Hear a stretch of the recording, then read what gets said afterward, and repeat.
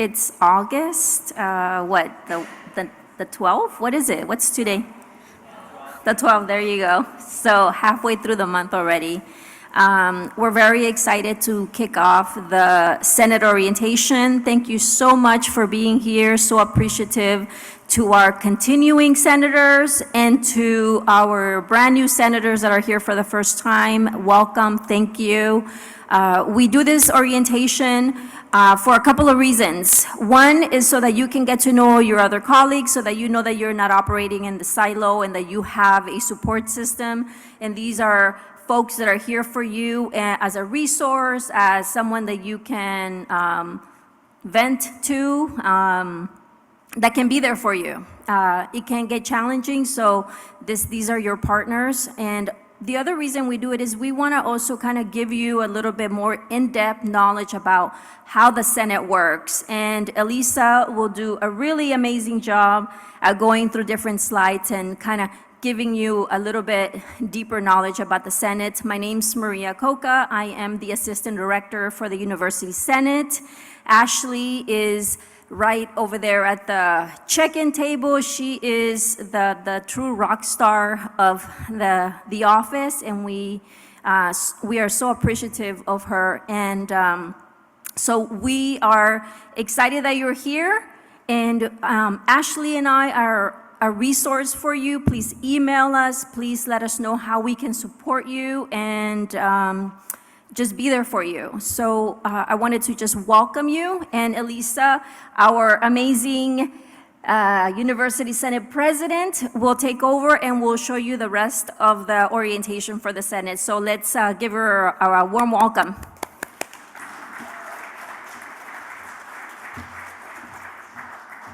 Thank you. Thank you. I should be welcoming you because you all showed up on a Monday morning before contracts started to hear all of this. So, welcome. My name is Elisa Kwam. I am your president this next year, and it's a joy and an honor to spend some time with you.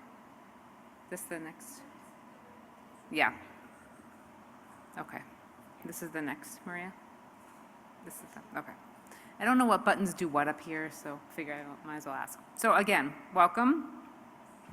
We are going to have an active and immersive time together today. So we've already had our coffee, hopefully. If you need to get up and get more, please feel free. I know that caffeine is gold in this industry we're in. I'm going to welcome a little bit, go over a couple of basic things about me and sort of my position in supporting you all. And then we're going to spend a little bit of time going through the nitty-gritty of what is the Senate, how does it work, what kind of stuff do we do, and maybe what's coming up this year. I say maybe because we have a general idea of what's coming through, but it's a new day. Things could change. And then we're going to spend a little bit of time with our colleagues Brendan, who's going to show us about the iClicker and how we vote and the importance of voting, as well as learn about Kuali, which is the way that we preview, review, and approve new programs, changes to programs, things like that. So it's it's the curriculum management software that the university uses. Then we're going to have lunch and coffee, not coffee, well, more coffee if you want, but lunch and conversation, and hopefully some brainstorming about ways that we can be more engaged and more productive and fruitful this next year, and then we'll adjourn. And if you have any questions, comments, anything like that, you can interrupt me. I teach undergrads and grads, so I'm used to being interrupted, or ask me at the end, whatever's appropriate. So my name's Elisa Kwam. I am a faculty in the School of Social Work. My entire life, body of work, passion is rooted in the intersectionality of violence and addiction and resiliency. So a lot of my work is centers around trauma. And when you study things that are broken, you inevitably look at, well, how do we get to healing and how do we get to connection? So I look at everything in terms of how can we be connected and engaged and how can we work together and build community. And that's my hope for this year, is that we will be working on community a little bit more. You already met Maria, our fabulous director, and Ashley, who is a brand new Sun Devil. She just got accepted and she will be starting next week. So we are, yes. And they are both fantastic, but our trio would not be complete without Tyler, who's a student worker who is just fantastic. And the four of us, our shop is over in Interdisciplinary B, and it's a space for all of us. So if you're here and you need a little bit of a break, you need some coffee, you need a place to work, it is our place to huddle up, and it's our space. So please don't be shy if you need to come over and be with us. And the four of us, well, it's really the three of them, but the four of us are the ones that are hopefully pulling all this together for you. So again, welcome. We have leaders here from every campus. We have our committee chairs here. So for those of you that are new, you will be completing a survey to hopefully become assigned to a committee. So you will meet some of our committee chairs today. We have a lot of returning people and a lot of new people. So this is really fantastic, and I'm really, really excited for the year ahead. So officially welcome. Okay, so the vision for this year.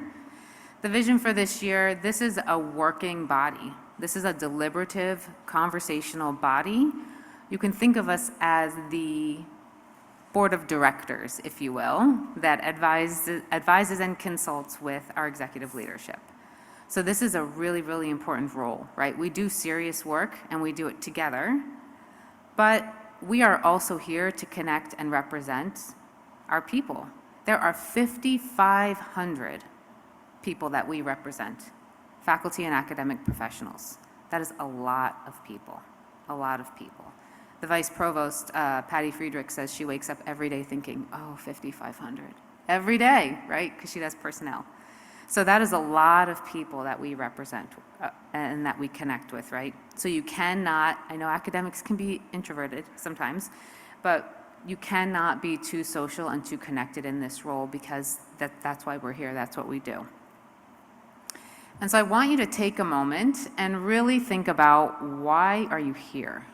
Not here today, but why are you serving?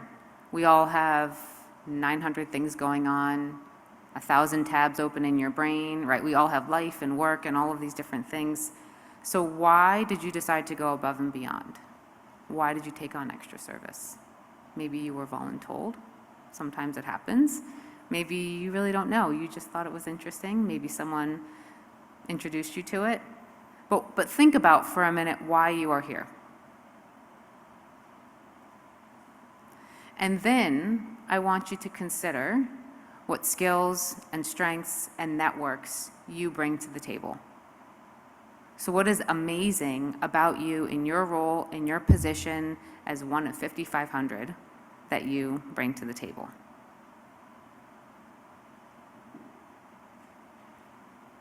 And then I want you to turn to somebody you don't know and tell them why you're amazing. Tell them what skills, strengths, networks, what amazing thing about you do you bring to the table.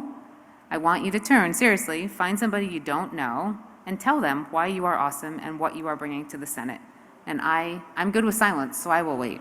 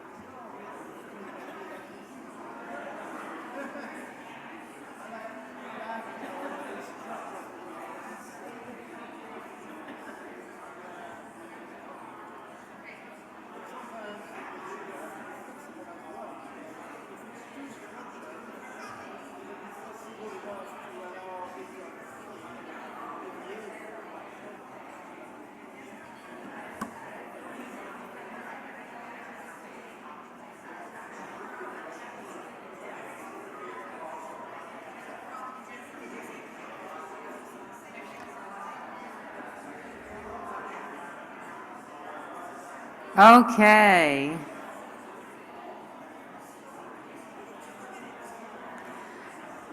All right.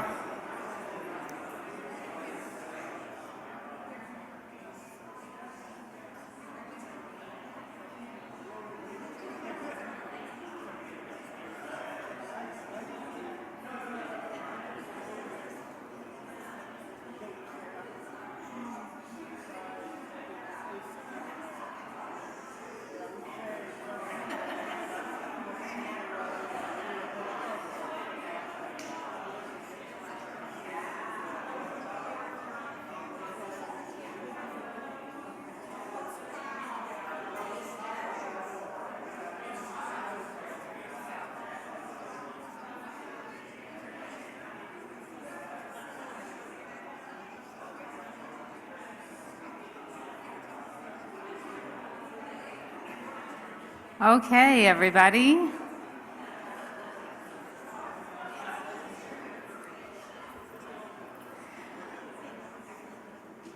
I wish you all could have seen what I saw, which was all these little sparks of connection and culture. And that table actually asked for more time. And I saw you say, oh, wait, you're at Poly, you're at Poly, I'm at Poly. So this is important, right? This is a little sort of mock example of what the Senate is about. It's the place for us to come together, be together, come up with creative solutions and advocate when things are coming up, right? So we are the body for this to happen. And so again, why did we do this? Because connection is a verb. Connection is a practice, right? We all have research practices and teaching practices. And so the Senate is a place, it's a thing, but it's also a verb. So if we think about what does it look like to Senate, if we could, the English people are probably mad at me because I'm butchering English, but if we were to Senate, this is what it would look like, right? It would be us coming together in a community to champion things that are great and deal with stuff that needs to be worked on that's hard. And so rather than just making this one more thing on your to-do list and one more meeting on your calendar, I really want you to find connection. Make this worth your while, right? You're here for a reason. You have amazing things to bring to the table, so make it worth your while. And if you have ideas, I am all ears. This is not my agenda levied on you all. It's our space to come together and represent the 5,500 people who we make this work with, right? Hopefully. Okay, so now that we're all warmed up and caffeinated and connected, I want to review some of the stuff that we worked on last year because it's imperative to where we're going this year. And huge thanks to President Stone, past President Stone, who led us through many, many changes last year and many unknowns. And so one of the big things we did last year, we, of course, approved new programs, but in particular, we voted on general studies and we passed the new general studies. So that was huge, and we got the pressure from A-Board to pass it, so that was good. That was really good. We worked in personnel around advancing different ranks of career track and really building out those pipelines for career track. And we voted on a pipeline, instructor promotion pipeline. So that's huge for our instructors who are teaching 5 classes a semester, teaching often most of the students, right? They didn't even have an acknowledgement prior to this that they had a career, so that's huge. We also had several listening sessions with the provost and vice provost that I hope to continue this year and advance, so that was pretty huge. And we voted on new parental leave policies right before the session adjourned. So that means all the summer babies that were born were covered under new parental leave policies. So that was, we felt good about that. We talked quite a bit about facilities and in particular ADA accommodations for students when they're graduating. We talked quite a bit about transportation things that need to be addressed, as well as Concur and how we can make Concur less painful. I know, it's the collective groan of Concur, right? And so Johanna was our chair last year, Bruno is our chair this year, and we are going to be continuing to work on Concur pretty heavily.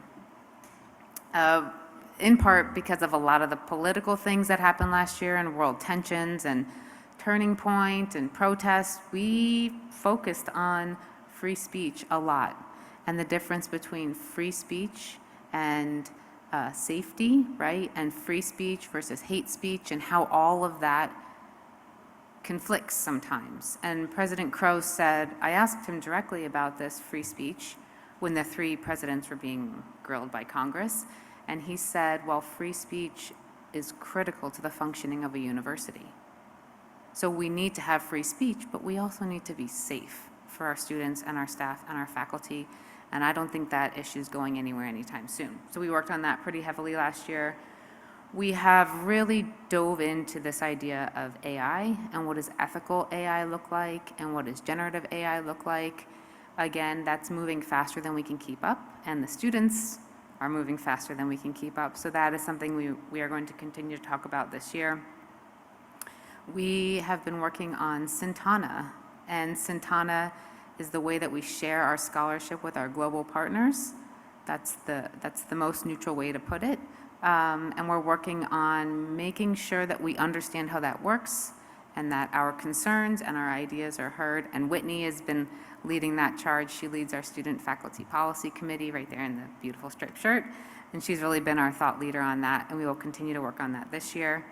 And then we also did a lot of initial work, foundational work around community and engagement.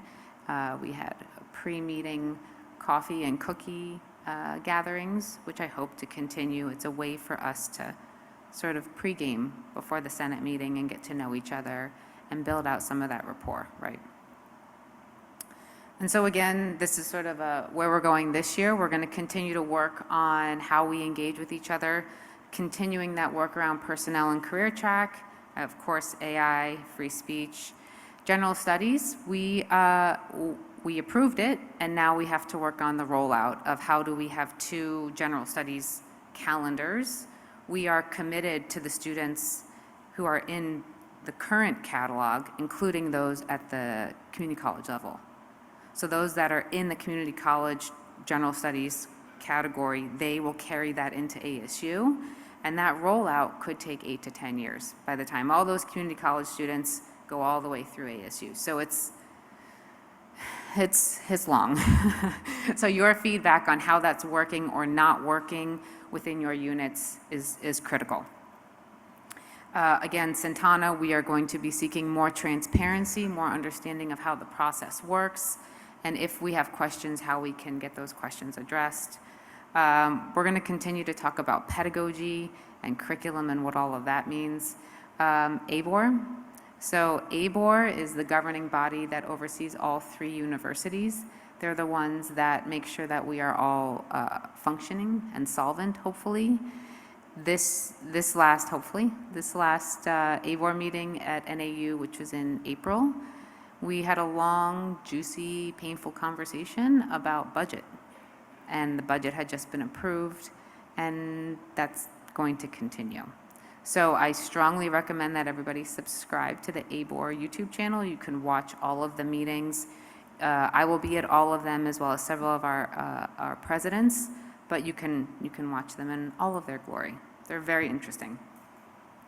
We are going to continue to build out our team and our engagement and our culture. And I am, again, all ears on how we could make this meaningful and intentional for you. And then, because I'm a social worker, I can't talk about things without talking about mental health. We're going to talk about mental health a lot. Mental health of our students, mental health of our faculty, mental health of our staff.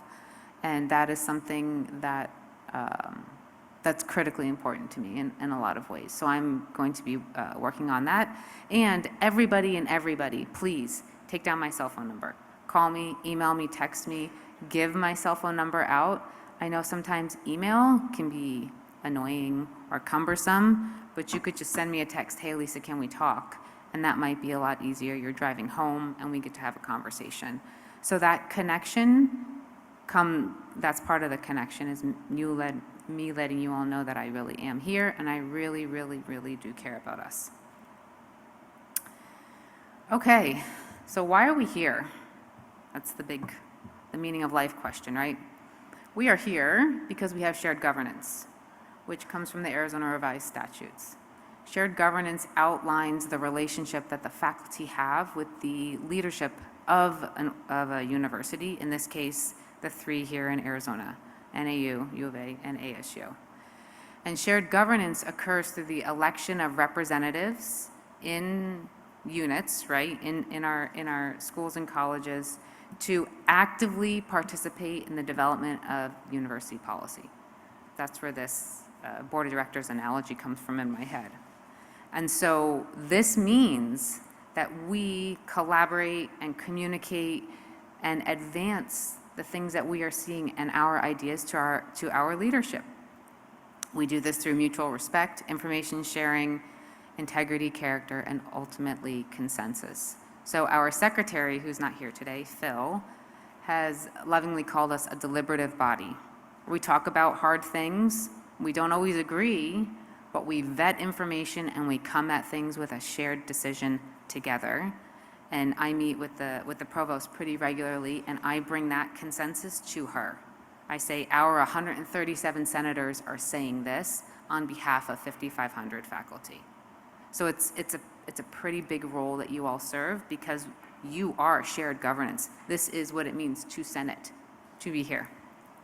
And so this happens through you, through your active participation, and through you being a conduit of information in your networks with your peers, in your units, so on and so forth. So who are we? We are, again, 5,500 faculty-ish. It always changes. Faculty, we are known as the Academic Assembly, that 5,500 faculty and academic professionals. We consist of all full-time faculty and academic professionals across all 4 campuses, and based on the size of your school or college, you'll have anywhere from 1 to 3 senators. So in total, there are 137 senators. That's a lot of new friends to meet, right? Yes, Ian. Yes.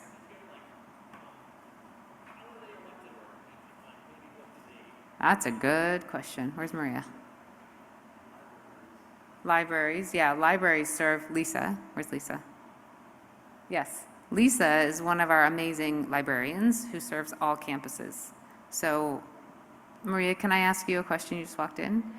Ian wanted to know about the senators who represent all campuses and how that process goes. I don't know.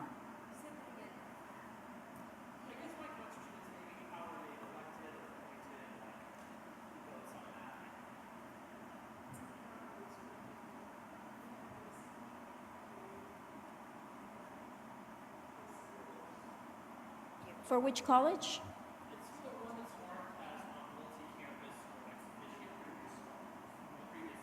Oh, got it. Can I go back? So yeah, I'm trying to. That is a complicated question. Thank you, Ian. Let me get back to you on that. That's a really good question, actually. I hadn't really thought of. I know ex officios are named in the Constitution who they are, and they are set by, to represent in various committees. But multi-campus, I'm thinking it might be something like online, but I don't want to give you misinformation. Yes? I'll just add, Ian's from my college as well as CISA, and we are a multi-campus college. So that's also complicated. There's a kind of apportionment system inside of that is actually, frankly, somewhat mysterious to those of us at CISA. So I think that's a unique part of it. It's that, okay. Right. Yeah, so I know that for CISA in particular, we just had some reorganization happen, and we added more seats and we added a different unit, and those numbers were given to us by the dean, obviously, in consultation with David Burrell and, and the Senate secretary. That's because the Senate secretary is really in charge of making sure we have the right apportionment per the units. Yes. Yeah, I'm just going to add that not all faculty at ASU belong to a department or to a college, right? There are other units at ASU, like librarians, for example. They're faculty, but it's a different structure. So Cor- multi-campus category, It includes them, correct. they deserve representation. Of course, of course.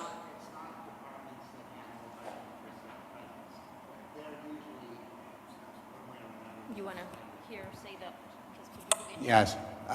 It doesn't refer to departments or units that are multi-campus. In those cases, they will be assigned to one of the campuses. But still, we would expect the senators for those units to represent the interests of people across all of their campuses. That is a really good question. I will also get some more information and share it out with everybody because I would like to know too. So, like I know our secretary represents all 4 campuses, I represent all 4 campuses, our parliamentarian, but those multi-campus units, that's, yeah. Yeah, I'll get more information and I'll make sure to follow up. That's a good question. Okay, so what you can expect from this role as being a senator. Well, the way that I think about it, there's 8 main buckets or tasks to keep in mind. The first one is to be super social senators and act as two-way conduits of communication between your units and the Senate.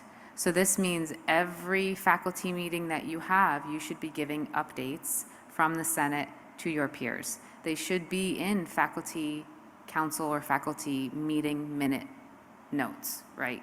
It should go on record that you are sitting in a meeting and then you're sharing that.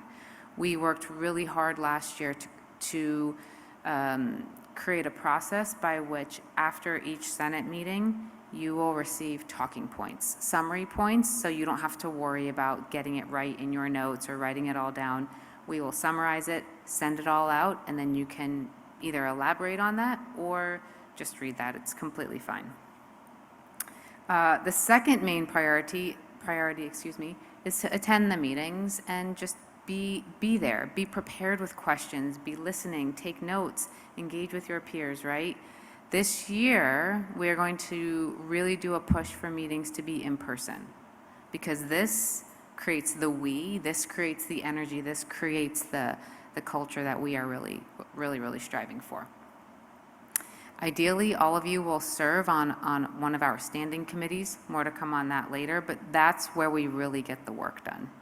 We get the hard work done in our committees, our subgroups that really, they hustle and grind to get the work done. I already said that. Provide reports, number 4, to your peers, and also be receptive to questions. So if someone says, well, what's the Senate doing about this? Or have they thought about that? Well, then maybe you just send me an email or a text. Hey, this is coming up from my unit, or there's a question about this, or something, right? And you let me know. So that two-way conduit. We're going to talk in a little bit about COALI and how you review curriculum, changes to curriculum, but that's a huge part of being a senator. So Maria will send out agendas with curriculum proposals, and you can log in through My ASU to that curriculum management system, and review it all. So by the time we have a conversation and a vote for it in the Senate meeting, you're very well versed on what's going on. And these are really important. These are new programs, new certificates, new degrees, but also the disestablishment of programs and certificates and degrees. So they are huge. Last year we had, as an example, an audiology degree that was on the chopping block to be disestablished, and there was advocacy from a few people in the audience about why it shouldn't be disestablished, and we actually voted against it, right? But if we're just voting and not knowing what we're voting on, then it's not good. So having an informed opinion on course changes is huge. Engage in meaningful and productive conversation with your colleagues. I want fire and passion, but I also want ideas and intention and connection. Encourage your colleagues to get involved with the Senate and to communicate with the Senate, right? September 10th, write it down, tattoo it on your head, whatever you got to do. It's our first academic assembly. They are in person only, and they've got good food. So bring friends to come have food.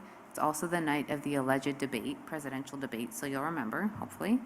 And that's when we hear from President Crow and Provost Gonzalez directly, and we can ask them questions. So start to think now about what questions we should ask our leadership. September 10th. And bring friends, bring your colleagues. It's good. It's a good time. And most importantly, be yourself. Be your unique and authentic self. What matters to you, what's in your head, matters to me. So if something is going on, if you have an idea, if there's a way we can mobilize and do different, let me know. So I don't want anybody to think, oh, well, that's not a good idea, or that's not a big problem, or bring it all, bring your best self. That's what I want.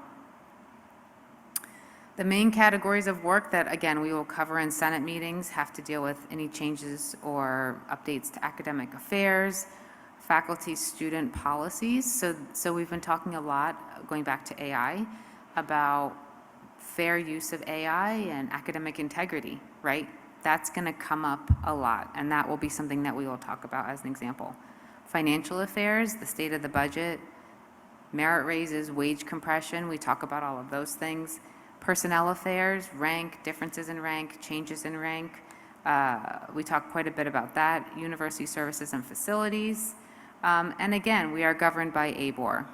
And the way that ABOR comes to us is through the ACD.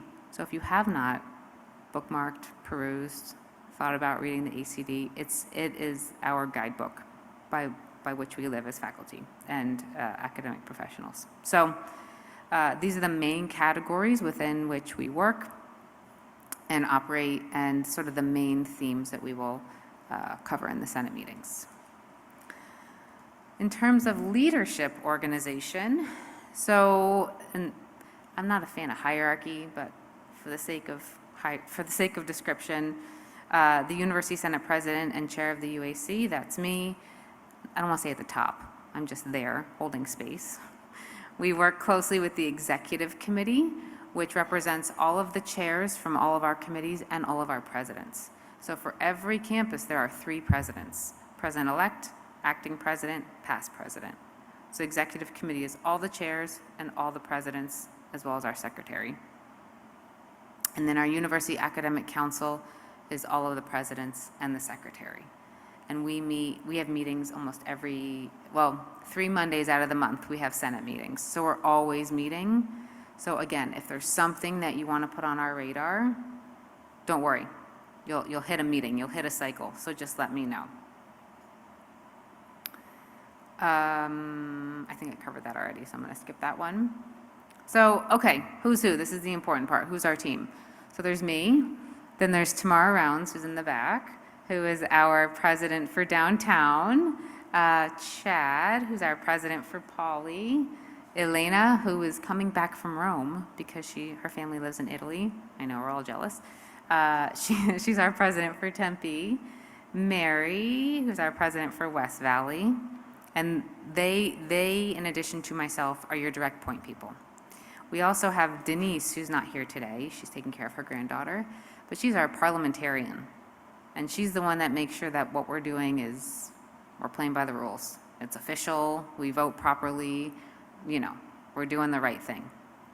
And then we have Phil, who is our historian and secretary and represents the Emeritus College. And I mean, the wealth of knowledge in his head, I can't even begin to think about it. But he makes sure that we are capturing notes and that we understand the history of what's going on. And again, that we're doing the right thing. And then we have our amazing staff, Maria, Ashley, and Tyler. And so we are here for you.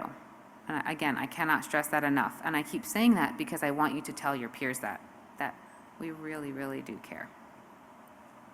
Okay, how do we get work done? We get work done through committees and actionable projects. So we all know President Crow, and then our executive administration, including the provosts, and then the deans. We meet with, the presidents meet with President Crow on a regular basis. So again, if there's something at a high level, we have the opportunity to advance that to President Crow directly. So one of the ways we get things done is by talking with the executive leadership, the administration. We also get things done through our standing committees. These are our people who represent specific topical areas and help us take an idea and turn it into action. So we have Mike Todd, who's right there. He's our chair for research and creative activities. Elisa Bienenstock, we have the best name, Committee on Committees.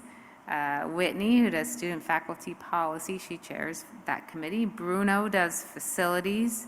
Jody Swanson can't be here today. She oversees personnel. Library liaison, Claudia, but she's not here either. Curriculum and academic programs, that's where all those curriculum changes come from. That's co-chaired, or go through rather. That's co-chaired by another Claudia and Wendy. And then we have a committee that you'll hear about called DEEDLE. That was a byproduct, I believe, of the COVID era, and that was really focused on digital learning. So anything having to do with tech and digital learning, that's the committee to think about. And that is co-chaired by Claudia and Stefan. And these are amazing people who take on extra work to help us really figure out what we're doing. And then we have our grievance committees, and those are demarcated a little bit because the process of serving on a grievance committee and what they do, it's a little bit more removed because it's deals with personal stuff. So we don't hear all grievance stuff in the Senate, but we do have Senate people working on that stuff, on those topics, excuse me. So again, these are our committees. Make note of what's interesting to you so that you can have an informed choice on perhaps where you want to serve. So our Library Liaison Committee works on strategic partnerships with the library and making sure that we're advancing that part of our scholarship and our presence for our students. The library was one of the only places that stayed open during COVID, and no one knows that. They are hugely important to our university, and they don't get enough thanks or support. Personnel, our personnel committee is exactly what it sounds like. It's what deals with the people and the roles and the ranks and the pay and the concerns, right? And the policies. And Jody is fantastic. Research and creative activities, that helps us deal with anything having literally to do with research, right? Or that element of grant, scholarship, that sort of information. Bless you. Student faculty policy is exactly what it sounds like. It's how students show up in the university and maybe areas that we can work on with respect to that. University services and facilities, oh my gosh, everything from parking to transportation to travel to ADA to air conditioning to, all of the things, all of the building, the footprint, that's a huge committee, and Bruno's fantastic. Grievance committees, exactly what it sounds like. When there's a problem, what do we do? How does that get addressed, right? I have more on that in a little bit. Committee on committees sounds a little bit funny if you haven't heard that before, but that's the committee that helps make sure we have people on committees. And Elisa is the chair for that and is doing a fabulous job. Committee on Academic Programs Academic Programs Committee. That one's known as CAPSI. That's how new courses are proposed, how they are heard, and then how they come to the Senate, and it's connected to COALI, so more on that later. And then DEEDLE, Digitally Enhanced Learning and Learning Ad Hoc Committee. That's all of the tech tools that we have and the technological advances. Sounds kind of funny, DEEDLE. But that is what deals with learning and technology. So if that's your jam, bookmark that and put that in your brain for later on. Yeah. Correct. Correct. But just for your own, yeah. Thank you. And David was our Committee on Committees chair last year, so he knows he knows how the sausage is made. And then we have grievance committees, and these are really defined by your rank and your role. There's a different committee for people who have tenure track issues where maybe you didn't get tenure as opposed to somebody who's didn't get promotion but their career track. If you're academic professional, there's a different committee for that. So I'm going to talk a little bit more about what to do if there's problems in a moment, but just know that no matter where you are in the position that you have, there is a group of people that can help you if there's a problem. So how do I get on one of these amazing committees? Well, soon, you're going to get an email from either Maria or Elisa directly on behalf of Elisa with a survey, a preference survey, asking which one of these committees you want to serve on. From that point, Elisa will slot you and do our very best to make sure you get your first preference. However, we have to make sure there are representatives from every campus. So campuses that have less people, tend to get maybe their first choice, whereas Tempe or downtown, where there's a lot of people, you might get your second or your third choice. But just know that we're doing our absolute best to put you in a role that you want to be in. And also, if you have a question, project, task force, area that is not covered by something, let me know. We can always get a working group together or a task force or an ad hoc something or other to talk about it, figure out what to do with it. And if we don't have a space for it, we'll make a space for it. And there's Elisa again, who's fantastic. Probably slightly overwhelmed, but fantastic. I think that's duplicative. I don't know how that happened. Well, for the sake of clarity, we approve all new courses and programs in Senate meetings. We receive reports from various sources. So in the Senate meetings, we will hear from lots of different people about things going on, whether it's issues pertaining to free speech, AI, literacy, general studies, Santana, safety, the budget, mental health. So we will have reports from people in Senate meetings that you can then carry back to your faculty members and your colleagues, and everything is on the website. If you don't know something, it's on the website. All the PowerPoints, all the reports, all the Senate meeting agendas, everything, it's on the website. So please refer back to that and refer your colleagues to that as well. We will also hear from President Crow at the very first Senate meeting, which is in September, and the very last Senate meeting, which is in May. And we have the opportunity to ask him questions as well. And we hear from Provost Gonzalez quite a bit as well. Okay, so we're going to talk about voting in a little bit in a few moments, but voting is critical. Your attendance is critical. You must be at Senate meetings because we must have a quorum to vote for things to be official, right? If 5 people vote, it doesn't represent 5,500 faculty and academic professionals. But we know things happen. If you need to miss a Senate meeting, if you have a conference, whatever, life happens, right? Let Ashley and I know. You can, or text me, email me, whatever you need to do. If you are going to miss a vote, you need to have a substitute in your place. You cannot vote absentee or by mail, so we need to have a proxy in your place. So that might look like you saying, hey, friend, colleague from my unit, this is what's going on. I need you to sit in the meeting, and this is how we're going to vote, right? And if you foresee a sabbatical coming up or some sort of leave, just let us know so we can get a replacement in there for you. Yes, Elisa.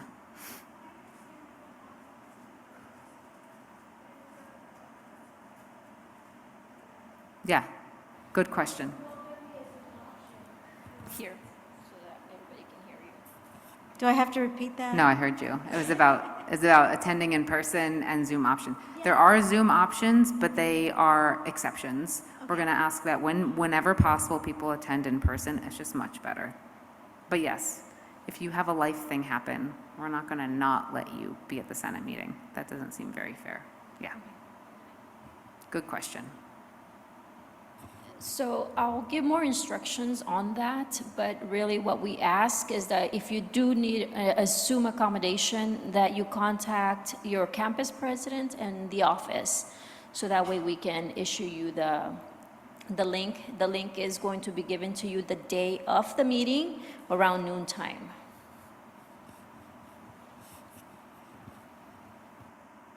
And just so you know the rationale for that, probably starting midway through fall last year, we had half, if not more than half of senators on Zoom, and it was really hard to manage, and the conversation wasn't great.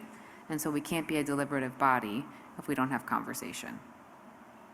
So that's where that's coming from. Good question. Any other questions? Going once, going twice. Okay, Sounds good. Okay, so what do I do when there are issues? This is the last section here. Well, we do have an ombuds person, and a lot of people don't know that. So this is a huge thing to carry back to your colleagues and your networks and your peers, is that if there is something that's going on, you have a person that works on behalf of the Senate to represent and help in that mediation process, help determine, is this actually a grievable thing? Is it something else? What do you do? There's specific timelines for filing a grievance. And when you meet with the ombuds person, it pauses that timeline. So it buys you time because you're trying to figure out what to do before filing a grievance. So Peter de Marnef, is fantastic. And he's willing and able and eager to serve as our ombuds person this year. But again, please make sure that your colleagues know that we have an ombuds person. So if something weird, funky's going on, you have a mediator to help, an advisor to help you in this process. Oh, I'll wait a minute. We'll send all this out too, so don't worry about capturing it all. And he's got like the best picture, I swear, the best, the best PeopleSoft picture. So there is a process, like I said. It's pretty detailed, it's pretty nuanced. It's all on the Senate webpage. I'm not going to go into it all because why do we need to do that? It's all there. But I will add that when you're in the middle, right, of things that are stressful, this can seem overwhelming and you don't know where to start. If there is a concern and you need support, let Maria know, let me know. Come to the Senate office, we'll sit down, have a cup of coffee, walk through this together, right? So if something is happening and you can't sit and read the minutia on a web page, come sit with us and we'll help you. We'll help you make sense of it and help you figure out what to do. But just know we have people and there is a timeline. So if something happened last year, it's a little too late to file a grievance now, right? So just kind of keep that in mind. At a meta level, at a larger level, when something is going on, there's a process known as request for consultation, or lovingly known as an RFC. This is a formal notification to the Senate. Hey, Senate, I need you to look into this. I need action, I need information on XYZ. So it's not a grievance, it's a formal notification that action is needed. And when you file an RFC, it goes into a database. And from there, this is like how a bill becomes a law, right?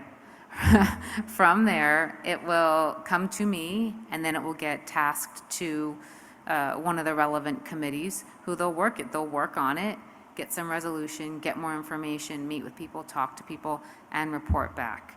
If it's something that needs voting, quote unquote, then it will come to the Senate floor, we'll vote on it, and then we'll pass it along to the provost and the president for review. But again, this can be clunky, right? So if you have an issue that you're like, I think this is an RFC, I think something is going on, let Maria know, let me know. We can sit down and figure it out and help you figure out where it belongs. And it might just be an action item. It might be a report. It might be a full-blown RFC. So I don't want anybody to get intimidated by the process, because you can ignore all of it and just let us know and we'll help you with it. Does that make sense? Cool. Okay. Any questions, comments, issues, concerns, ideas? Yes, Mary.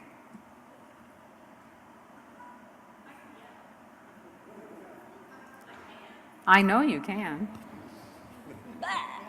I just wanted to say that I think it's really good that you basically offered to help us with doing these things, because it's true that looking at the ACD and trying to figure things out, you still don't really know if you're doing it right, and it's very stressful and it's puts you off.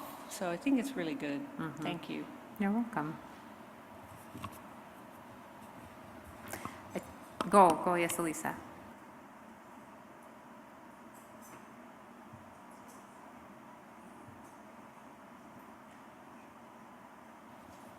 Hi, how do we let the members of our units know that if they have grievances or they want to see an ombudsman, that we can be a liaison for them? Like, I don't think that's generally known. I would say report that out at your first faculty meeting whenever you have the chance. That would be the best way, I think. And are there other avenues that they, other than the Senate, that they're aware of that they can go to? Well, I don't want to misspeak. I think each college also has, and like I'm in Watts, and I know that we have an ombuds person. I think that's probably, yeah. So there's multiple avenues for sure. There are, so each of the colleges has their own bylaws. Within the bylaws, they stipulate the process for a grievance. Again, to the earlier point that Mary made, it can be a little overwhelming, so refer your colleagues to give me a call. I can't advise on what to do, but I can provide resources and say, read this, or here's this, and or I can summarize a lot of the process. Again, for a grievance, it's 30 days, so it's a short window from the grievable action. You get a grievable action today, you have 30 days. But what Elisa said is if you consult the ombudsperson, and there is an ombudsperson committee, and within the committee sits the University Senate ombudsperson. But I do believe that there's other ombuds people in the committee that can also assist, but if you want specifically, we will provide this slide and share. And it's also on our website who our ombudsperson is. And when you consult with the ombudsperson, that pauses the 30-day clock. So let's suppose that you get a grievable action today, and then you're debating whether it's something. So, and then 5 days happen, and you consult the ombudsperson, so your clock stops at 5 days. Once you meet and conclude the consultation with the ombudsperson and a report is issued, then you begin, then that's your day 6, and then 7, 8, and then that's how your 30 days happen. So it's a good resource if you want to strategize, if you want to just kind of bounce ideas or just talk over the issue. I know that you can always go back because it does pause your 30 days. Sometimes it helps to just be heard. And someone say, yeah, that's heavy. Let's sit, let's think about it. You know, I tell my students often that I don't always know what to do, but I know if we can get into a room together and have a conversation, we can figure it out. So this is the figure it out body for sure. Good questions. Okay. Well, I know you all are eager to hear about iClicker, which is a really cool. How many of you remember the clickers we used to have like in the two? Yeah, it says like this, but much better, much better. And so Brendan is our amazing partner who helps us make sure that we have this technology and that we know how to use it. For those of you that are new, it's a little, I wouldn't say tricky, but it takes a couple of steps to get oriented, but it's super useful and super helpful. So do you have a PowerPoint? Okay. Oh, no, here, come here. Okay.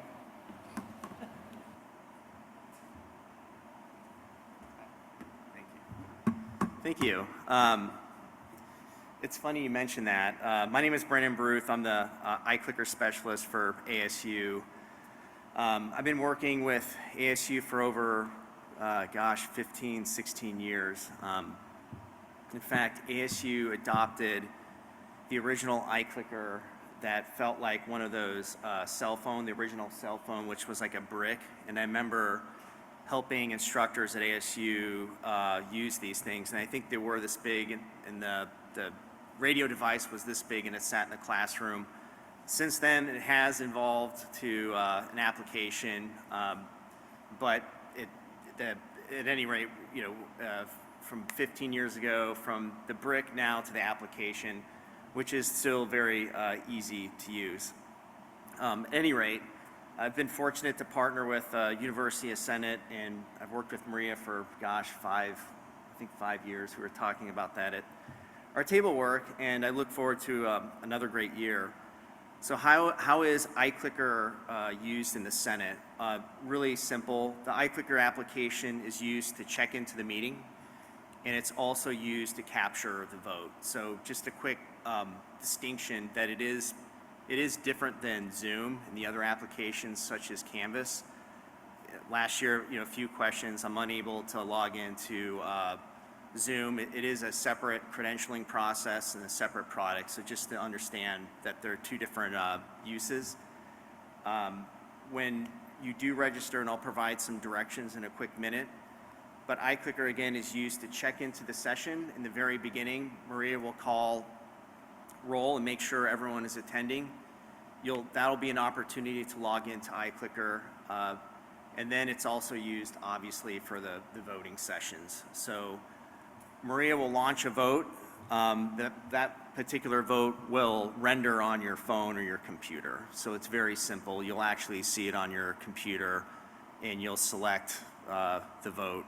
The vote is cast. You'll have a receipt of that vote. Vote is captured.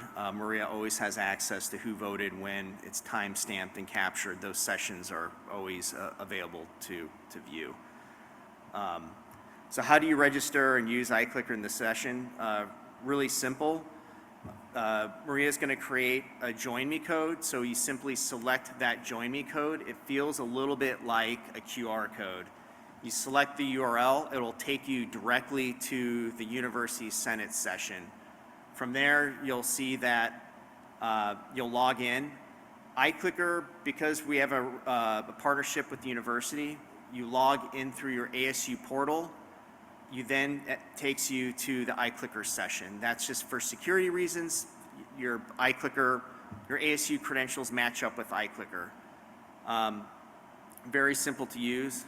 You can do that, or you can log in through the application on your phone. If for those that like creating applications on the phone or your computer, you select iClicker, download it.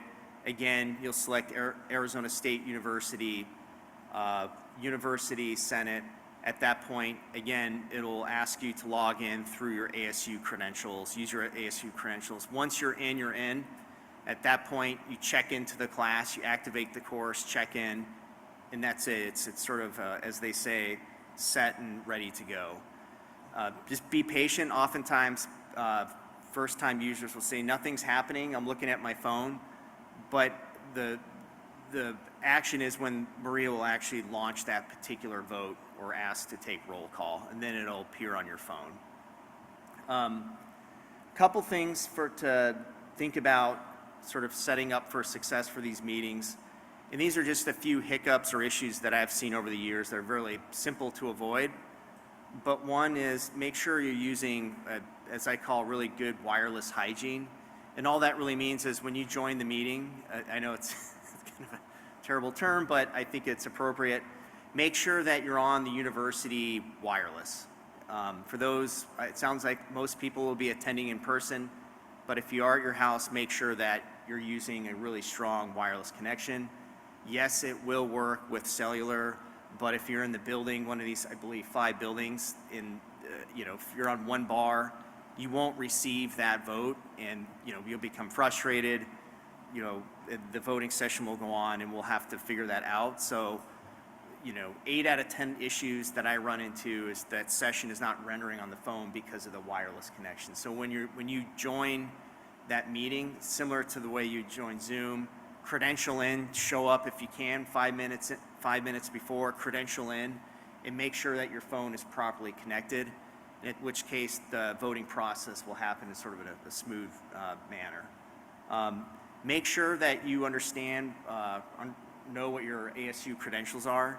Again, accessing this session is through your ASU credentials. So I want to say oftentimes, but instructors, senators will use their personal email to log into the ASU portal, and then they won't be able to log in, therefore you won't be able to access the iClicker session. And then we have to do the forget password and so forth.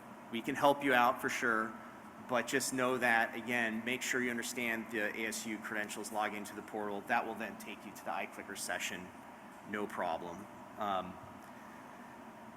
If all else fails and you're frustrated, we're here to help. I work closely with Ashley and Maria. For the first meeting, I'll be there. I'm in the back. I'm glad to help. Come back and find me. I'll wave my hand. Ashley will bring me over.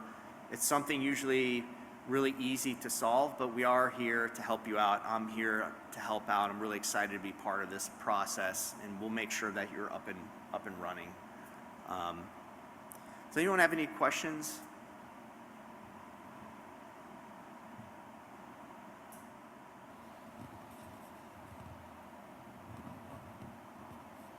Thanks for your work, Brendan. I'm not sure if you're the person to answer this. In fact, it's probably Maria or Ashley.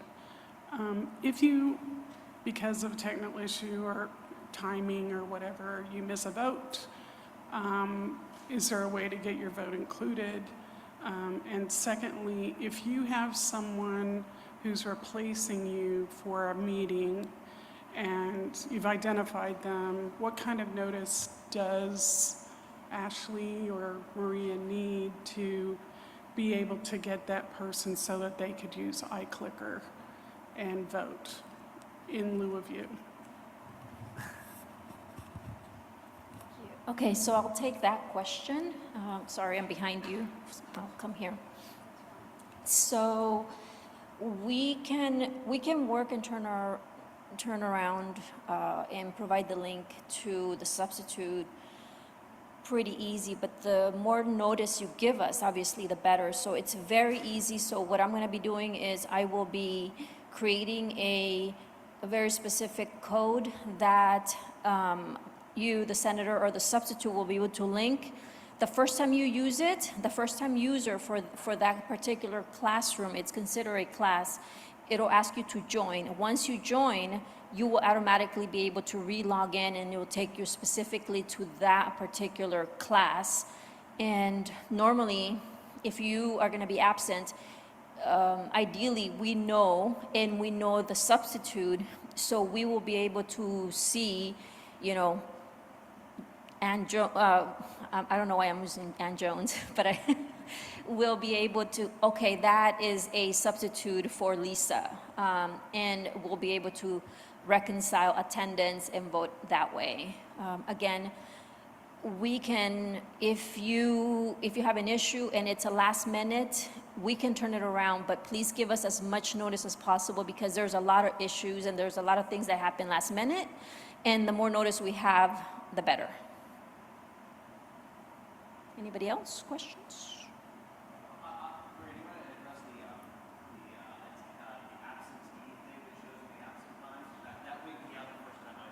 Yes, thank you. So yes, that's a huge thing. So iClicker, and I don't know if we can fix this. So iClicker, every time that I run a test, and I test iClicker frequently, I usually do it the Friday before Senate meetings with techs and with a few selected people to make sure that it's functioning right, that there's no issues with it. So anytime that I hold class, it will, if you don't log in, it will show as an absence on your record. Please ignore that. Those are not real absences. The only time and the only absence that matters is on Senate meeting day. So you look at the date, and if it's a Senate meeting day and you're marked absent, but you were there, that's an issue. Let me know, contact me, we'll take care of it. But if it's not a Senate meeting day and you're shown absent, don't worry about it. We do not count that. It's just something that I was doing on my end, and I held class, but I didn't notify anyone, so it was just me. So, but I don't know if this is something that iClicker can. It's definitely on our roadmap. Okay. Yeah, because it is an issue. I get a lot of emails, hey, I'm absent, but I wasn't, and then I have to explain the whole thing. Yeah, no, that's for sure. And don't think that you have to memorize everything, although the steps are really, they're simple.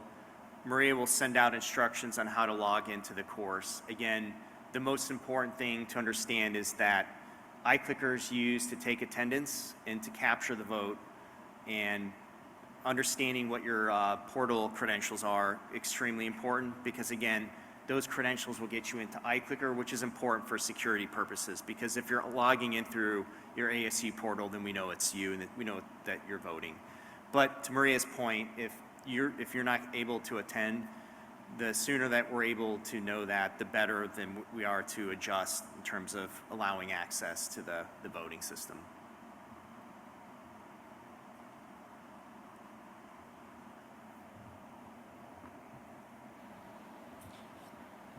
Yeah, I wanted to say, I mean, especially for new senators, the first time, you log in and say, oh, you missed the last 3 meetings. What?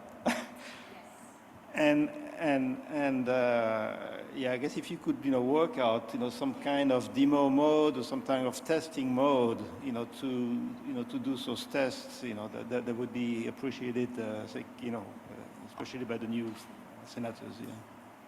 No, and absolutely, we're always evaluating the iClicker roadmap, and we're always, and I mean always, in communication with ASU. There's over, 25,000 students that use this here, so that we're, unfortunately, with the roadmap, these fixes happen in the course of 3 to 6 months, but I could definitely relay that to the product team. I mean, that was my reaction, when I saw that. I said, did I miss anything? Right, no, that's understood. Thank you.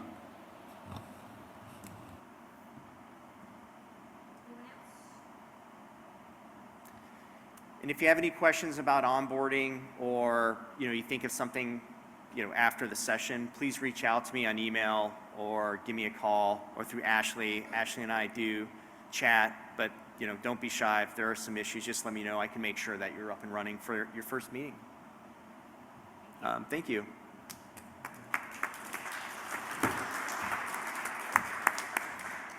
If you can shop online, you can use iClicker, don't worry. If you can use Canvas, you can use iClicker. That's always my analogy, if you can buy stuff online.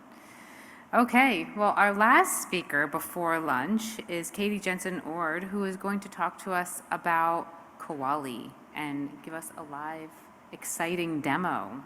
So please. Hopefully this works all right.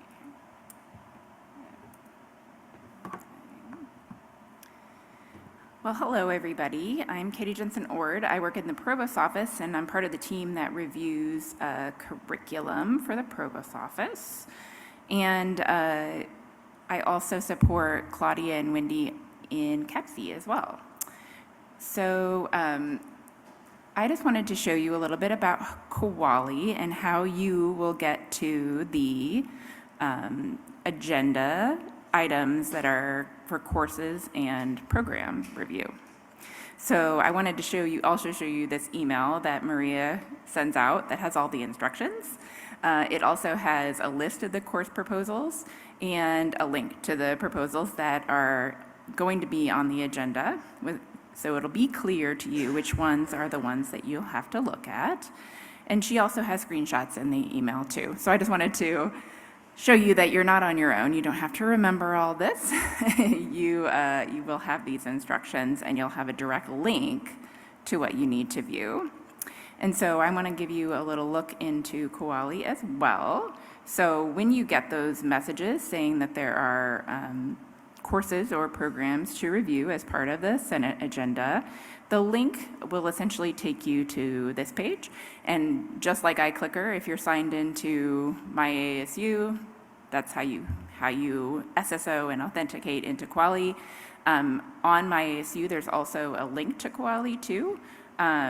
Some people, folks in your units might be using Kuali for curriculum development. So there's also a link on My ASU. I'm just going to bring it up so you can see it. So there's a link to curriculum development under teaching and student support tools. This is Kuali right here. So that's just another way to get to essentially what you have here. Under the governance tab here are the details of the specific program and course proposals for you to review. So if you click one of these links, it will take you out to either a page within Kuali Curriculum Management or a page outside of it. So we have two different systems, so we kind of mush them together for you so it makes it easier to review. So these are the program proposals here and the course proposals. So if you click on one of those proposals, you can see the full details of the proposal. You can also see, as part of this view, you can also see attachments that might include impact statements. And the same is true for program proposals. So you get to review the entirety of the program proposal. This is the one from April. So just looking back at a nice hefty agenda there. So you get the full view, and hopefully lots of information to help you consider that. Going directly to this governance tab is the easiest way to do it. And we should give you those links directly. Another, if you do find yourself getting discombobulated, this tab right here will have links to those agendas, so you can click right in there. This is what one looks like. So program changes will take you to a slightly different looking portal, but it's basically the same thing, and it'll allow you to review proposals for program changes. Are there any questions? It's super easy. Yeah. Sorry. Hello. Yeah. Thank you for your information. When do we get access to this? As soon as I get a list, I'll set everybody up, And the magic happens? and the magic happens. Oh, a list to magic. I love it. Thank Yes. you so much. That's right. And if you already have access through your unit, you probably don't need additional access, but we're still going to add you to the list of senators, so. Anything else? Cool. Easy. Thank you.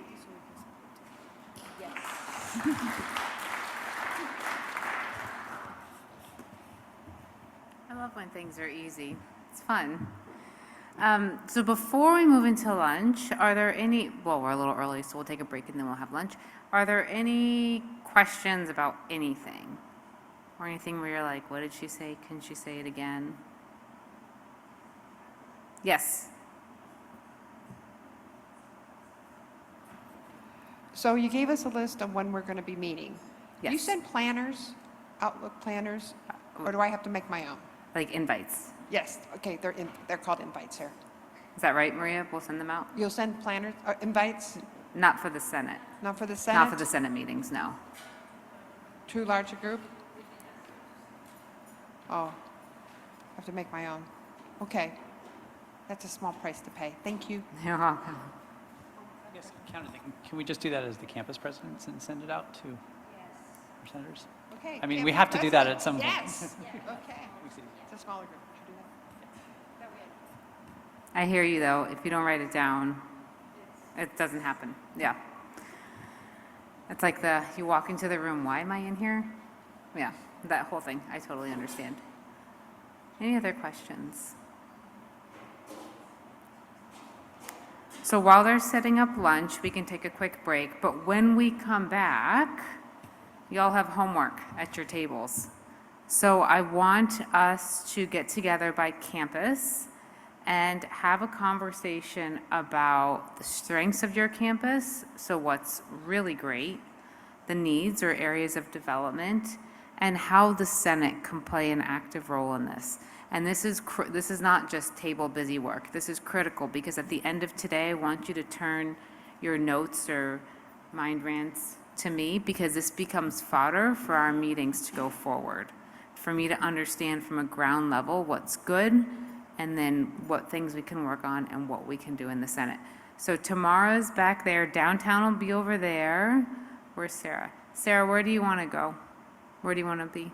Tempe. So Sarah's Tempe, so find Sarah. Chad's Poly, and Mary's West Valley. Mary's in the red. So find your campus president and enjoy your time together. And we'll spend about an hour having conversation, maybe a little bit less. And take a 10-minute break maybe while they're setting up, and then we'll start having lunch at about 12:45. Thank you, everybody.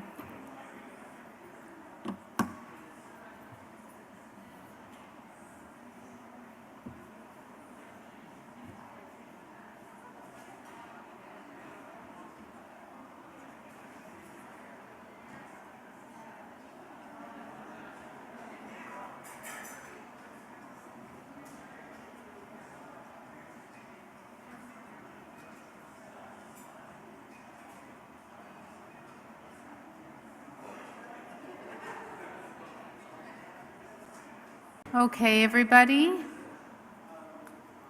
I want to start by offering a hearty moment of gratitude and thanks to you all for showing up and bringing your brilliance and bringing your ideas and being open and present. That means so much to me.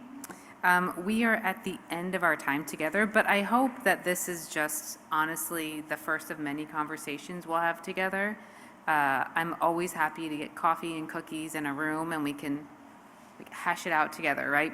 And so in wrapping up our time, I did, again, want to thank you, but I also wanted to offer a few best practices just to help close our time together, things, takeaway messages. The first one is to make the most of your time here. So these terms are 3 years. I mean, this is a pretty significant chunk of work, so enjoy every moment, suck everything out of it you can, and let me know if we can make it better. Save the dates for the academic assemblies. We have paltry attendance every year.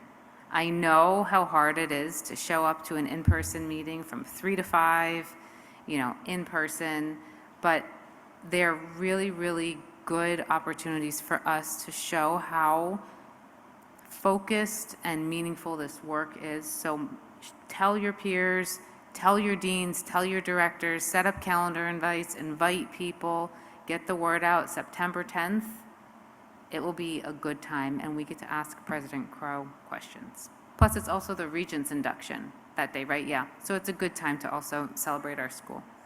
Presidents, not Regents, excuse me.